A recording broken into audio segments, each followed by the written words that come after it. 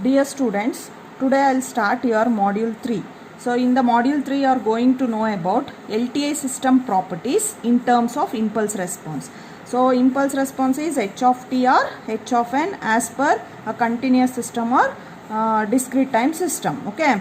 So LTI system properties means, so when you take a single LTI system, so we have seen for any arbitrary input given x of t or x of n, given your h of t or h of n, using convolution you used to find y of t. Okay. So like that, if we have one or more LTI systems, then okay, so how to calculate the total impulse response? In that, the system interconnection, that means if I take two or more LTI systems and if they are interconnected, then what is a final or total impulse response? About that concept we are going to see, and we will also check whether an LTI system with a impulse response. Okay, so with respect to the impulse response, so if LTI system is to be a memoryless, means what condition is required or what condition to be satisfied. Similarly for the stable causal also we will see what are the different conditions that we have to put on the impulse response for LTI system to be memoryless, stable and causal. Along with that we will see what is an invertible system, what is deconvolution, and what is a step response. Step response is nothing but response of a system for a step input. Step input is your u of t or u of n. After that you will going to learn about Fourier representation of periodic signals. In that, continuous time, Fourier series, properties and some basic problems. So this is the overview of module 3. Okay, first I will cover your first topic, that is system interconnection. That means if I take two or more LTI systems with which are defined with respect to their impulse response, then what is the total output or what is the total impulse response? See, impulse response h of t or h of 1 actually is used to characterize the complete behavior of an LTI system. Okay, see, when it comes to the system interconnection, so when we take a LTI system, they can be connected in two ways, that is a parallel connection or a series connection.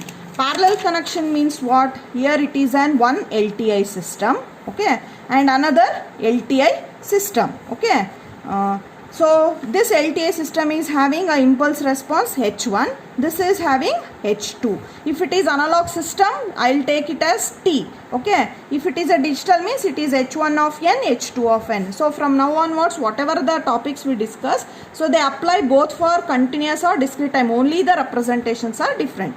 So if I have two systems like this and if I connect like this, means this represents the parallel connection. So series connection means the cascade connection, which are one after the other. So here the first LTI system with h1 of t, the second LTI system with the h2 of t as the impulse response. Now we in the system interconnection we will see, when you take two systems, when they are connected in parallel, then what is the total impulse response of the system, and we will take the two systems and when we consider them or connect them as a series or cascade connection, then what is the total impulse response. In this in the example we are taking only two systems, okay, but many systems can be connected in parallel and the same rule applies, and many systems can be connected in series and the same rule applies. Okay, and when connected in parallel or in the series, okay, so we define some more important properties of LTI system. Those properties are,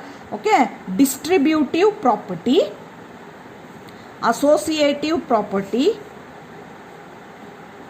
okay, and commutative property. See, all these properties you have learnt in your algebra also. The same distributive property, associative property and commutative property we are going to learn. When a system is connected in parallel, we will learn distributive property. When connected in cascade or series, you will learn associative and commutative property. So here I will take the parallel connection of systems. With respect to parallel connection, so the distributive property also in parallel we will learn. So again here I have taken two LTI systems with the impulse response h1 of t and h2 of t connected in parallel as shown below. See, two systems, both are LTI system. They have the impulse response h1 of t, h2 of t. Okay, so they are connected in parallel connection. So here the input to both the systems are x of t only. So the output of the first LTI system is y1 of t, output of the second is y2 of t. So the total output of the systems connected in parallel is y of t. So okay, so the parallel connection of two LTI system. Now what is your total output y of t? Y of t is equal to y1 of t plus y2 of t. So what is y1 of t? Y1 of t is x of t convolution h1 of t. What is y2 of t? X of t convolution of h2 of t. So using these equations, we will see what is the total impulse response of a system which is connected in parallel. Okay. So the output of the system is given by y of t equals y1 of t, y2 of t. Just now we discussed y1 of t is given by this and y2 of t is given by this. Let us call it as equation 1. So and we are writing the definition of your convolution integral. Okay, tau minus infinity to plus infinity x of t, h1 of t is there. So h1 of t is the second. So we will be shifting and folding that. So this we will be writing x of tau, h1 of t minus tau d tau. Similarly for this x of tau, h2 of t minus tau. The simple mathematical arrangements what we have to do is combine the integrals, combine these two integrals since we have to add them. Okay, so we can add them because the integrals are having the same limits, minus infinity to plus infinity, and the variable is also tau. Okay, so when you combine these two, x of tau is common, so inside you will get h1 of t minus tau, h2 of t minus d tau. Okay, so this we can call it as h of t minus tau. Okay, h of t minus tau d tau. So again this is nothing but the definition of x of tau into, or this is convolution h of t. So here the h of t minus tau is, we are writing it as h of t. This means that when LTI systems are connected in parallel, the total impulse response of that system is just the addition of the impulse response. So that represents here where h of t is h1 of t plus h2 of t. See, from this we can write y of t is equal to x of t convolution. Now instead of your h of t I can write h1 of t plus h2 of t. So call this as equation 2.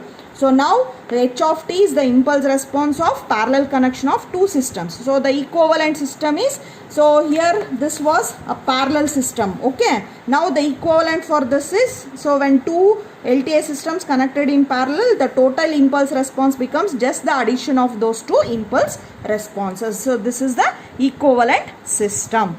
Okay, so from this we will write a property. The impulse response of two systems connected in parallel is the sum of the individual impulse responses. So mathematically from equation and equation 2, okay, it directly implies that the convolution possesses the distributive property. See here, the distributive property means like this: x of t convolution h1 of t plus h2 of t is equal to x of t convolution h1 of t plus x of t h2 of t. This is similarly of the form a into bc. Okay, so or b a into b plus c is equal to ab plus ac. Okay, so this is the distributive property, we have distributed it. So these two are your equation 1 and your equation 2. Okay, so the similar results can also be done for a discrete time LTI system. Here only the notation is different. Instead of h1 of t, we will write h1 of n, h2 of n, y1 of n, y2 of n, y of n. In the equivalent, this symbol represents the equivalence. Okay, so the total impulse response is h of n equals h1 of n plus h2 of n. and this equation goes like this: x of n convolution of h1 of n plus h2 of n is equal to x of n convolution h1 of n plus x of n convolution of h2 of n. So this is the distributive property. Thank you.